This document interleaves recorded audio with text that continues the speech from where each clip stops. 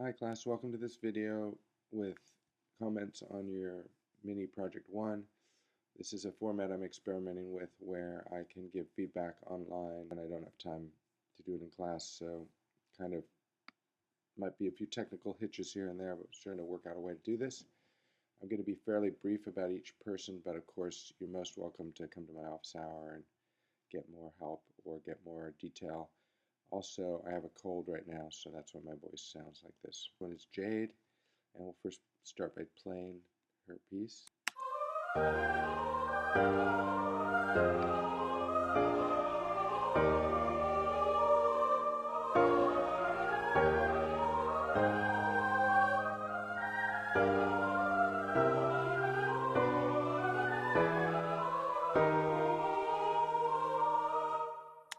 Okay, comment.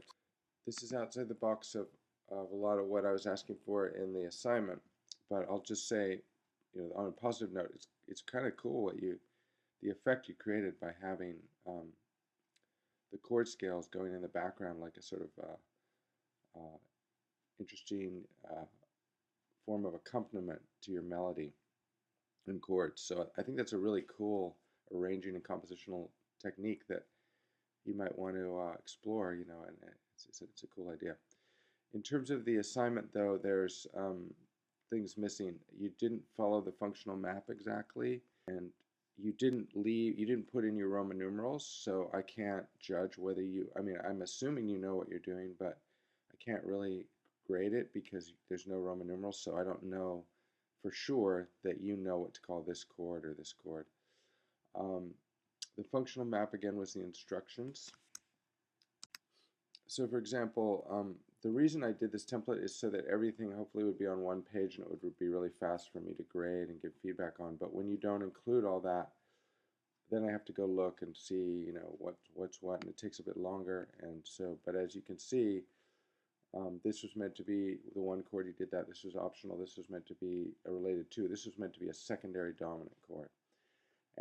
But you did 5, 7, and 1. So there's a few other places like that you didn't follow the map. You were meant to put a deceptive resolution of the common deceptive resolution of the 5 chord here. You didn't do that. Instead, you did the sub 5. And what else? Oh, and then the voice leading was meant to be 4-way close. This is not 4-way close on the class site, or right under this assignment, right there. 4-way close voice leading. Click that, download it, read it, go through it, learn it, so you are ready to do 4-way close in your next project. You did try to use only 2 motives in your melody, which is good. The way you've notated this is incorrect for common practice. The sound of it is cool, but it's just incorrectly notated. So all of that, if this were graded in the normal way, which it's not, this is just graded by participation. If I was grading it in a normal way, you would have gotten the full 10 points for being on time. You would have only gotten 20 points because you deviated from the functional map somewhat. Your chord scale accuracy is good, so you would have gotten all those points. The 2 motives, you would have gotten those 10 points. And then the overall thing, I probably would have given you about 10 for this because there's some problems with your voice leading and some other factors. So musical elements are quite good, and they could have been elevated to like a grade of like an A with following these details a little bit more closely. Okay, now we're taking a look at Allie's submission for this.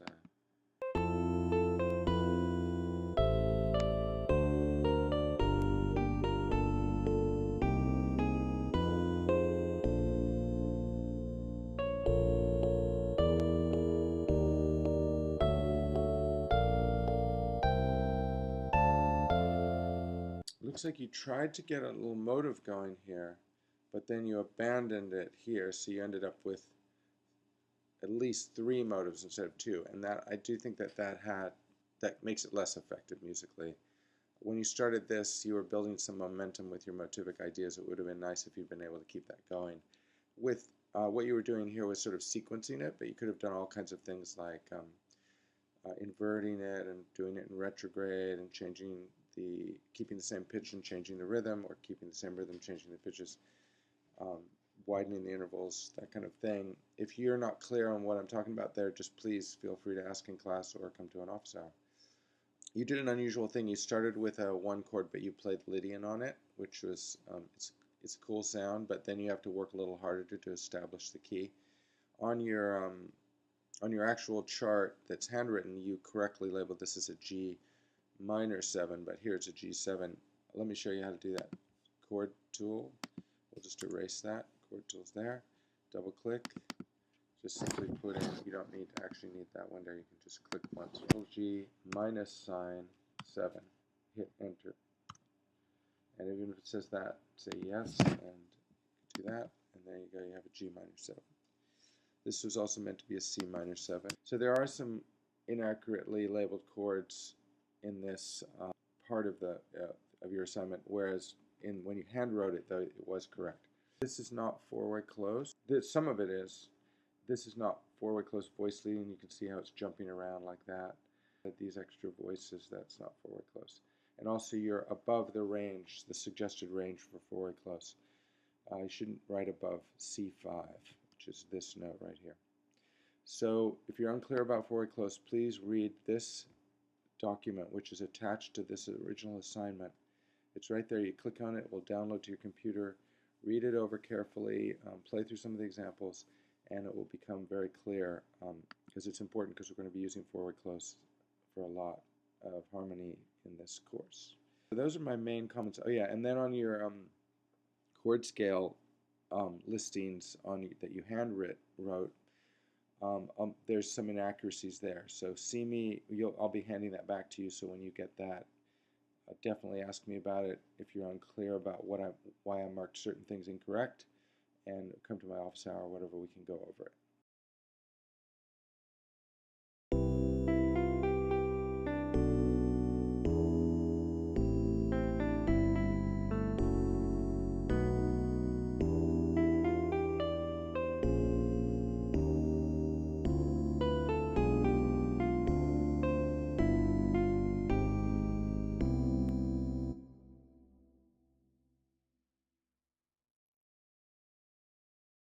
Okay, great use of emotive, melody-harmony relationships for the most part, really good.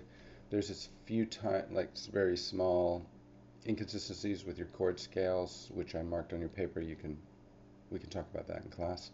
Your original file had a D in the bass, but it had this chord labeled as an F major 7. But when I looked at the note content and everything, I figured maybe what you meant was a D minor 7, so I just changed the chord symbol. But if you did mean F, then you would have had to change the bass note. So great use of emotive. I like the way it's moving. There's nice syncopation in the melody, which always helps.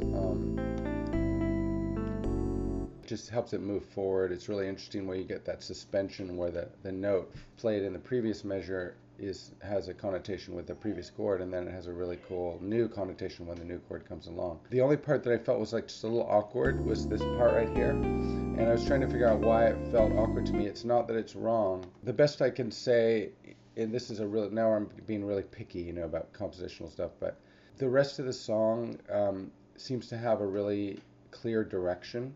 You use a lot of a cycle 5 motion, stepwise motion in a really skillful way. Effective way. And then right here we have this root motion by third, and to this sort of ambiguous chord, it sort of feels like everything kind of stops and just kind of like hangs out in a place there at a moment when it actually would be cool to be more directional, because you're heading in towards the ending phrase. So one suggestion I could make, just compositional standpoint, if your intention was to keep it moving and feel like it's sort of flowing in a progressive way, would be to change your approach right here. Figure out and think, okay, how can I work my way up to this moment? Because this is the big moment of deceptive resolution and everything right here. And one way would be to create stronger bass motion into that place. And the thing that suggests itself to me is that if this is a D, and here's a G, what if you went stepwise? What if you went D minor 7, E minor 7, or C over E, to an F major 7, like your chord symbol originally said, to a G, and then A flat. Now you might have to change the melody in the course of doing that a little bit, but just a thought. That up really fast, just as an example. So I put in the here I had to change the melody, obviously, because you had an A flat, which would have been a really avoid note sound against this E minor chord. I suppose you could have tried to go for an E7. That would have been another choice. But anyway, keeping the A natural allows you to get the sound of an 11th. So the whole thing, if it was played like that, would be, let's see.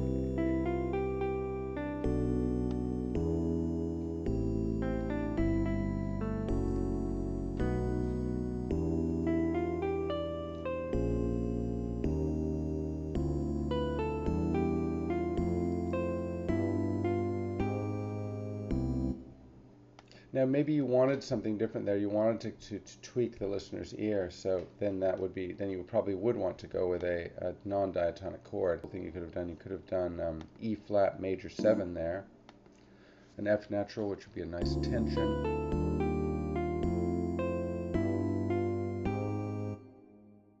Okay, but anyway, you get the idea that that previous thing you had was a little bit like treading water, and whenever you do that, you just want to make sure that's really what you want to be doing. Do you want to break the feeling of progression? Sometimes you do, but just make sure that it feels intentional. If you want to create a feeling of progression, then you do things like look for stepwise motion, cycle 5 motion. Anyway, great job.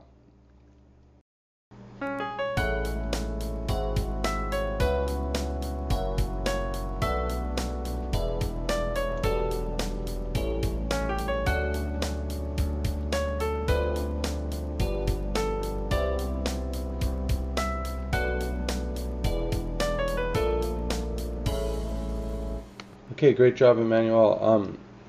I don't really have anything critical to say about it. All the voice leading's good. The use of harmony is great. You used motives skillfully, and I really liked also this deceptive resolution that you did here of flat 7/7, flat 7/7 going to flat 3 major 7. That was a great use of that. It came at a really good time in the tune. So great job.